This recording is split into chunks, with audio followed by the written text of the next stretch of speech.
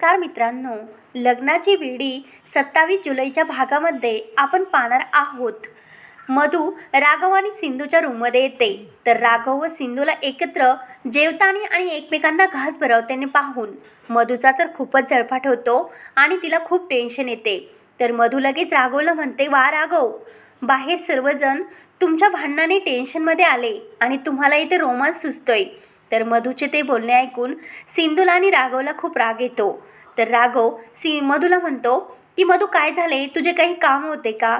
तर मधू म्हणते, नाही, माझे काही काम नव्हते, मी फक्त तुला जेवणासाठी बोलवण्यासाठी आले होते।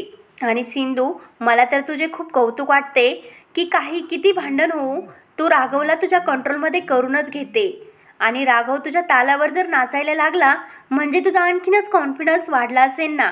तर मधू सांगते, हे सर्व मुद्दामच करते। तर सिंधू म्हणते, माझा कॉन्फिडन्स कायम तसा आहे तसाच आहे।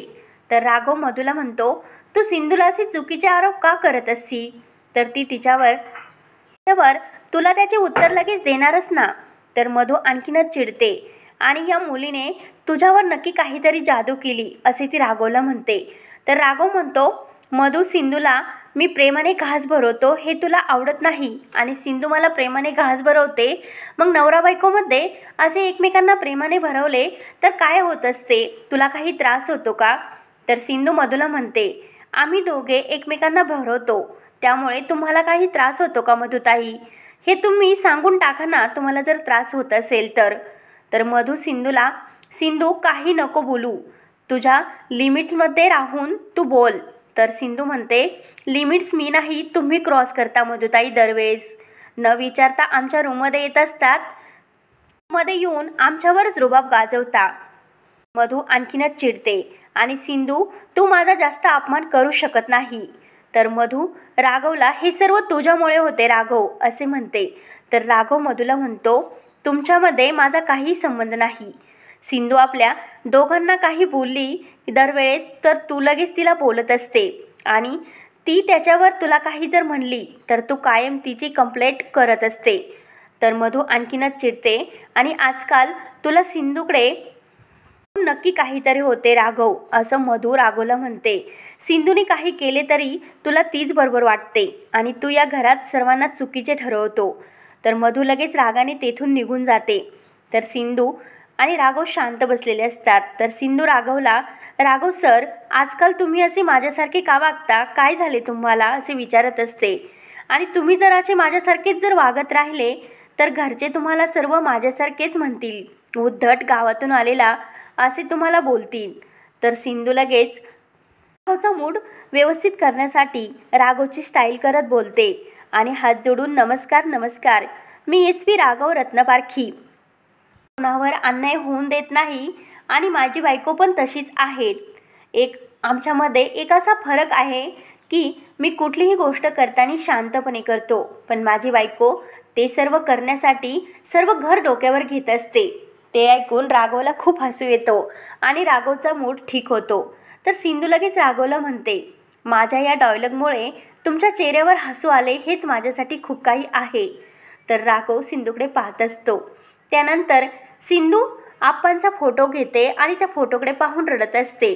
तर सिंधू, तुला आप्पांची आठवण येत असते। तर राघव सिंधूजवळ येतो आणि सिंधू, तुला काय झाले असं विचारतो। तर सिंधू सांगते, मी माझ्या आप्पांच्या वाढदिवसासाठी देवाकडे त्यांच्या दीर्घ आयुष्यासाठी प्रार्थना केली, पण देवाने असे काही उलटेच करून ठेवले का? असे होत असते माझ्या बाबतीत कायम, असे कसे वागू शकतो असे ती राघवला विचारत असते। तर राघव सिंधूला रायाचे उदाहरण देतो आणि रायाचे पण जसे तुझे घडले तसेच रायाचे पण घडले। राया लहान होता तेव्हा त्याचे वडील वारले, तेव्हा तो मोठ्या काकूंचे मोठे काका यांच्यामध्येच आपले वडील शोधत होता। त्या काकांनी पण रायाला वडिलांसारखे प्रेम दिले आणि एक दिवस अचानक ते काका पण निघून गेले आणि रायावर खूप मोठे संकट आले। तो घरच्यांच्या आधाराने आपल्या संकटावर मात करून एक दिवस इतका मोठा आर्मी ऑफिसर बनला। तुझे पण तसे आहे, आप्पा गेल्यामुळे तू किती स्ट्रॉंग बनली, समजूतदार झाली आणि आता एक दिवस तू नक्की मोठी डॉक्टर होशील असे तो सिंधूला समजावत असतो। तेव्हा राघवचे बोलणे ऐकून सिंधूच्या चेहऱ्यावर हसू येते। सिंधू लगेच खुश होते आणि आपली बॅग आवरण्यासाठी घेत असते। तर राघव सिंधूजवळ येतो आणि सिंधू, तुला एक विचारू का? आणि तुला जर राग येत असला तर नाही विचारणार। तर सिंधू म्हणते, विचारा ना। तर राघव विचारतो, तू काल प्रोफेसरांकडे का गेली होतीस? तर सिंधू बोलते, घरच्यांनी माझ्यावर जे घाणेरडे आरोप केले ना, ते सर्व करण्यासाठी मी तेथे गेले नव्हते। माझे एक खूप महत्त्वाचे काम होते आणि मी ते करण्यासाठीच त्या सरांकडे गेले होते। तर राघव म्हणतो, तो प्रोफेसर असे काही म्हणायला लागतो। तर सिंधू म्हणते, नाही, ते सर तसे नाही, पण मी ज्या कामासाठी गेले होते ते काम माझे पूर्ण नाही झाले आणि मी त्यात हरले। पण एक दिवस वेळ आली की मी तुम्हाला सर्व काही नक्की सांगेन। तर राघव सिंधूला म्हणतो, माझा तुझ्यावर पूर्ण विश्वास आहे, पण मला तुझी काळजी वाटते म्हणून मी तुला हे सर्व विचारतो, बाकी काही नाही। तर तो सिंधूला म्हणतो, सिंधू तू आता झोप, मी हे सर्व आवरतो।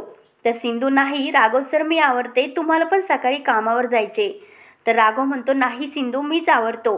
तर सिंधू राघवला गुड नाईट करते आणि साठी जात असते। तर दुसऱ्या दिवशी सकाळी सर्वजण पूजेसाठी छान तयार होऊन आलेले असतात आणि पूजेची तयारी करत असतात। तेवढ्यात तेथे मोठे काकू येतात आणि त्यानंतर मधू पण येते। तर मधूला पाहून मोठे काकू मधूला विचारतात, काल रात्री तू जेवली नाही का मधू? तुझा चेहरा असा नाराज का दिसतो? काल रात्री तू राघवला बोलवण्यासाठी त्याच्या रूममध्ये गेली होती आणि तू परत आलीस नाही। आम्ही किती वेळ तुझी वाट बघत होतो। आम्हाला वाटले तुम्ही गप्पा करत असतान आणि उशीर होईन म्हणून मी गेले निघून। तेव्हा मधू काकूंना म्हणते, नाही काकू, तुम्ही काही काळजी करू नका, मी खुश आहे। तर काकू लगेच मधूला म्हणते, मला माहिती आहे तुझ्या मनात नक्की काहीतरी आहे चालू, पण ते तू आम्हाला सांगणार नाही, कारण तू या घरातील सर्वात जास्त समजूतदार सून आहे ना। तुझ्यासारखं समजूतदार घेणारं कोणीच नाही या घरामध्ये। तर ते ऐकून ऋतुजा म्हणते, या घरात फक्त राणीला सर्व समजते, बाकीच्यांना कुठे काही समजतच नाही। तर काकू ऋतुजाला लगेच म्हणते, ऋतुजा तुला काही म्हणायचे का? तर ऋतुजा, नाही, मी सिंधूविषयी बोलते असं बोलून विषय टाळते। आणि आज घरात किती मोठी पूजा आणि ती उशिरापर्यंत झोपली, जर तमाशा करायचा असता तर लगेच तयार होऊन आली असती, असे ऋतुजा मोठ्या काकूंना म्हणते। तर मोठ्या काकू म्हणतात, तुला विचारतात, राणी, मी तुला काल राघवला जेवायला बोलवण्यासाठी तू गेली होती आणि राघव तुझ्यावर काही चिडला का? तो तुला काही म्हटला का? तेव्हा मधू म्हणते, नाही, राघव मला काहीच बोलला नाही। तेव्हा राणीला राघवचे बोलणे आठवत असते। तर मधू काकूंना म्हणते, आज दुपारी आई येणार आणि मी काही दिवस तिच्याबरोबर माहेरी गेले तर चालेल का काकू तुम्हाला? तर ऋतुजा म्हणते, राणी, काही प्रॉब्लेम झाला का? तर मोठ्या काकू पण राणीला विचारतात, राणी, काही झाले का? नक्की काहीतरी झाले असणार म्हणूनच तू माहेरी जायचे म्हणते।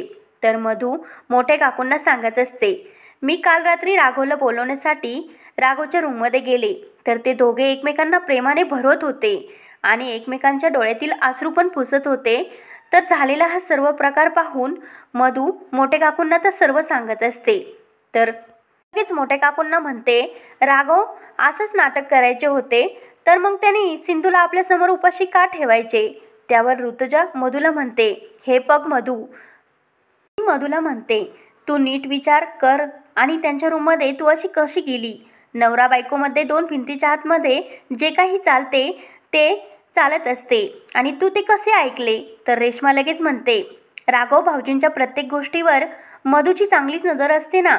त्यावर राजश्री मधूला म्हणते, तू का गेली होतीस त्या रूममध्ये आणि तुला काय करायचे होते त्यांच्या दोघांच्या मध्ये जाऊन? ते दोघे तिकडे काही करू, तुला त्याचा काही संबंध आहे का? तर रत्नाकर लगेच म्हणतो, यात सगळी चूक राघवची आहे। ऋषभ लगेच रत्नाकरला विचारतो, नेमकं राघवने काय चूक केली अशी? त्याने वहिनीला उपाशी ठेवावी अशी तुमची अपेक्षा आहे का? आणि असे तुमचे संस्कार आहे का? काकू लगेच ऋषभला म्हणते, तुझ्यासाठी आणि तुझ्या बायकोसाठी तुला एकतरी कमावण्याची अक्कल नाही आणि वर भारी रुबाबाने बोलतो। तर मोठ्या काकू ऋषभला शांत करतात। तर त्यानंतर तो बाहेर येते आणि मोठ्या काकूंना कसे ठामपणे उत्तर देते। तर मित्रांनो, हा भाग येथे संपतो। तुम्हाला हा भाग कसा वाटला कमेंट्समध्ये नक्की कळवा आणि मराठी रंग 2 या चॅनलला नक्की सबस्क्राईब करा। धन्यवाद।